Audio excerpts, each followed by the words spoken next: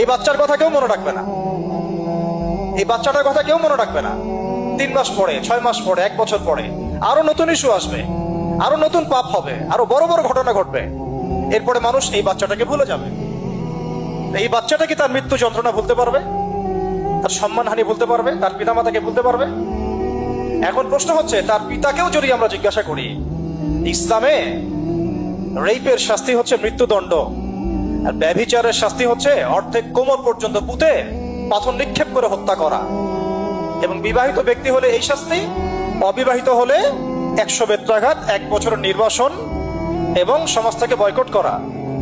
আর ধর্ষণ হলে সরাসরি মৃত্যুদণ্ড। 3 মাস সময় লাগার কথা না, 3 দিনের মধ্যেই করা সম্ভব। এটা শরিয়া আইন, এটা আল্লাহ রাব্বুল আলামিনের শরিয়া বিধান।